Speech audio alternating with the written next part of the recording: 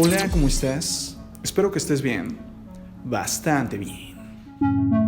Cuando los colonos ingleses recién llegaron a territorio de los Estados Unidos, establecieron en 1641 un código de leyes para regir sus vidas y pusieron como uno de los peores crímenes a la brujería, la cual incluso estaba penada con la muerte para quien la practicara. Y es que ellos creían que las brujas y los brujos tenían un pacto con el diablo, por eso no merecían vivir. En esa época hubo muchos casos de personas acusadas de brujería en América, pero ninguno tan famoso como el de las brujas de Salem. Y ahora tú conocerás la historia completa.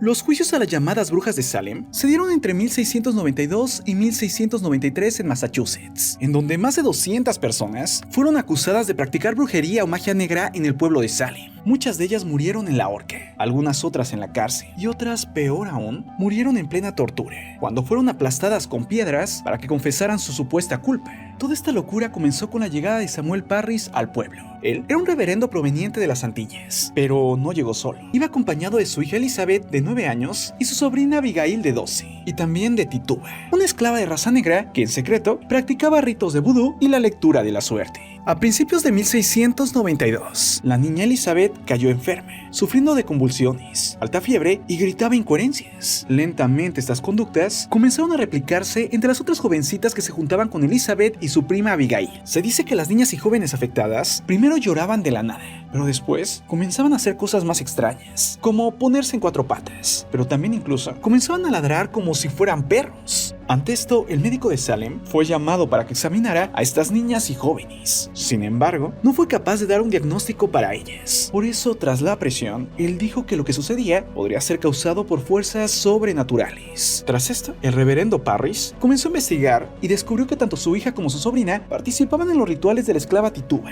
Incluso, de alguna manera, llegó a la conclusión de que el marido de esta elaboraba un pastel de brujas, hecho con harina y orina de niño. Luego de esos acontecimientos, comenzó la llamada casa de brujas en Salem. Elizabeth, su prima Abigail y las demás niñas y jóvenes aseguraron que no solo Tituba las había embrujado, sino también una indigente con problemas mentales llamada Sarah Wood, así como también otra mujer llamada Sarah Osborne, una inválida que convivía con un hombre sin estar casada, algo que para esa época era pecado. De esta manera, las 3 mujeres fueron acusadas, detenidas en la cárcel, y se les empezó a hacer un juicio. La hija de Wood, de tan solo 4 años, también fue llevada a la cárcel junto con su madre. Todo esto causó descontrol e histeria en la población, por lo que se llevó a cabo una audiencia en marzo de 1692. Las 3 mujeres fueron interrogadas durante días. Osborne y Wood se declararon inocentes, pero Tituba confesó que ella sí era una bruja y dijo que un hombre le entregó un libro con los nombres de todas las brujas que había en Salem. Con esto la histeria aumentó, y más tarde otra mujer llamada Susanna Martin también fue acusada de bruja, todo porque según su vecino, ella había embrujado a sus bueyes, y así cada vez más y más mujeres. Pero también las acusaciones llegaron a los hombres. Por ejemplo, un hombre llamado George Burroughs fue señalado como jefe de las brujas, y tiempo después un hombre llamado John Alden fue señalado como el que le dio a Tituba el libro con los nombres de todas las brujas. Es así que se hacían más y más audiencias y más juicios. Lo perturbador llegó cuando se empezó a decir que en las audiencias y en los juicios se encontraba la presencia de fantasmas, espectros y hasta el mismo diablo. Además, en esas audiencias y juicios, cualquier persona podía acusar a otra de brujería. Además, el grupo de niñas y jóvenes afectadas empezaron a señalar y acusar a muchas más mujeres. La manera de hacerlo es que cuando ellas señalaban a una bruja, se quedaban mudas y se tiraban al piso y se retorcían. Obviamente, ver a un grupo de niñas y jóvenes haciendo esto causaba conmoción al público. Por eso sus acusaciones de inmediato eran creídas. Y fue así que muchas mujeres fueron acusadas de brujas. Llegaron a ser tantas que se creó un tribunal durante la Casa de Brujas, predecido por el juez William Stoughton, un hombre religioso que se jactaba por ser cazador de brujas. Es por eso que él no tuvo mayor problema de acusar a cualquiera de practicar magia negra y de castigarlos por ello. Y es que después de ser acusado, se encarcelaba.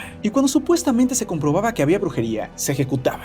La primera persona ejecutada por ser bruja fue Bridget Bishop, una mujer de 60 años que se había casado 3 veces y que siempre negó ser bruja, pero aún así le quitaron la vida. Con el paso del tiempo, mucha gente no estuvo de acuerdo con lo que ahí se hacía, ya que los juicios se basaban en testimonios pero sin pruebas. Es por eso que el gobernador tuvo que intervenir y nombró una corte para escuchar los casos de las acusadas, lo que por fin empezó a controlar las cosas. Y así como llegó la histeria, esta se fue, y todo se tranquilizó en Salem. Años más tarde, los jurados de los mismos juicios firmaron una confesión de error y suplicaron clemencia por haber condenado a muerte a tantas personas que realmente eran inocentes. Pero si ahí no había brujas, ¿qué pasó realmente? La teoría más popular fue propuesta en 1976 por una importante investigadora llamada Linda Caporal. En ella se decía que la causa fueron los hongos de centeno, los cuales al ser ingeridos accidentalmente en cultivos infectados causan algo llamado ergotismo convulsivo, lo cual es espasmos musculares, alucinaciones y convulsiones. Otra teoría también popular es que la causa fue el estramonio, una planta que provoca reacciones como droga, también conocida como la trampa del diablo, aunque también se ha manejado la posibilidad de una infección de una bacteria o de un virus, pero ninguna de ellas terminaba de convencer.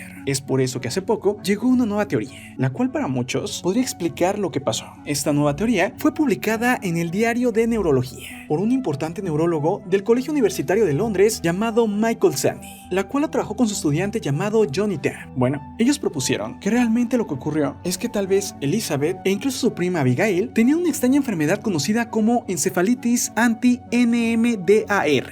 Y es que quien sufre esta enfermedad normalmente vive lo siguiente. Primero, la persona muestra síntomas de una gripe normal, pero en pocas semanas empieza a obsesionarse con Dios o con el diablo, empieza a tener paranoia y no puede dormir. Luego de esto, empieza a repetir las mismas palabras y tras esto se queda muda. Luego tiene convulsiones, contorsiones, extremidades retorcidas, extraños y repetitivos movimientos de la boca y la lengua. El pulso se le acelera o desacelera. Su presión arterial sube y baja. Además, la persona suda mucho, babea, gruñe y hace muecas. Luego se vuelve catatónico y luego comatoso. Obviamente, hace años, cuando los médicos no conocían esta enfermedad, pensaban que las personas que la sufrían estaban locas y eran enviados a asilos, donde realmente se volvían locos e incluso morían. Después, cuando se descubrió la enfermedad, se supo por qué se daba. Y es que por alguna razón, los anticuerpos producidos por el propio sistema inmunológico, es decir, nuestras defensas, atacan a cierta parte de nuestro cerebro, los receptores NMDA. Esos receptores son esenciales para el juicio, la percepción de la realidad, la interacción humana, la formación y la recuperación de memoria y el control de actividades inconscientes, como la respiración y tragar saliva. Es por eso que cuando los anticuerpos atacaban a esos receptores NMDA, provocan que el cuerpo y la mente de la persona se descontrole. Ahora bien, no se sabe a ciencia cierta qué provoca esta enfermedad, pero en algunos casos se ha descubierto que se puede dar en las mujeres por un tumor ovárico llamado teratoma, y por eso cuando ese tumor se descubre y se extirpa, la persona vuelve a la normalidad. Ahora bien, en los hombres no se sabe muy bien cómo es que se da, pero también se ha dado. Eso sí, quienes más la sufren son las mujeres, sobre todo en sus primeros 20 años de vida. Es por eso que lo que proponen estos científicos es que tal vez Elizabeth o incluso su prima Abigail habían desarrollado esta enfermedad, ya que esta es hereditaria, pero no infecciosa. Es decir, puede ser transmitida de padres a hijos, pero no simplemente por una interacción entre personas. Eso sí, que Elizabeth y Abigail hayan desarrollado esta enfermedad suena posible. Lo que no suena posible es que las demás jovencitas a su alrededor también la hayan desarrollado al mismo tiempo, porque esta enfermedad en sí no es muy común. Es entonces que aquí entraría la histeria colectiva, la cual se da cuando por alguna razón un grupo de personas empiezan a sentir los mismos síntomas de una persona enferma cuando ellos no lo están. Es decir, es un fenómeno psicológico. Es así que según ellos, lo que pudo haber ocurrido es que tal vez Elizabeth y Abigail sí estaban enfermas. Pero como en esa época no sabían de esta enfermedad, acusaron que todo era culpa de la brujería. Y esto fue lo que generó la histeria colectiva, donde la gente sacó lo peor de sí y empezaron a acusar de brujería a quien no les caía bien o con quien tenían algún problema, o alguna persona con la cual no compartían sus puntos de pensar y su forma de vida. Por ejemplo, como ya te comenté, la primera persona que se llevó a la horca era una mujer que se había casado 3 veces, algo que en esa época para muchos era un pecado. Es por eso que la hipótesis de esta enfermedad se une a muchas más que intentan explicar los extraños comportamientos de las brujas de Salem. Ahora bien, si te preguntas qué pasó con Elizabeth y con su prima Abigail, bueno, Elizabeth vivió una vida normal después de esto y se casó siendo mayor. En cambio, el destino de Abigail se desconoce y simplemente es como si se le hubiera tragado la tierra. Actualmente el lugar que fue Salem recibe miles y miles de visitas durante todo el año, y es que es considerado un lugar turístico, especialmente en Halloween. Obviamente la gente lo ve ahora como un lugar de entretenimiento, sin darse cuenta que en el pasado lo que ocurrió ahí, quitando lo relacionado con fantasmas y demonios, aún así fue muy perturbador. Ahora dime, ¿tú qué piensas? Antes de irme, te invito a que conozcas mi canal de misterio y horror llamado Archivos Miedo. Pero ten cuidado, es muy perturbador. Archivos Miedo. Yo soy Marco Antonio C. y esto es tu Cosmópolis. Nos vemos pronto. Un abrazo fuerte. Bye.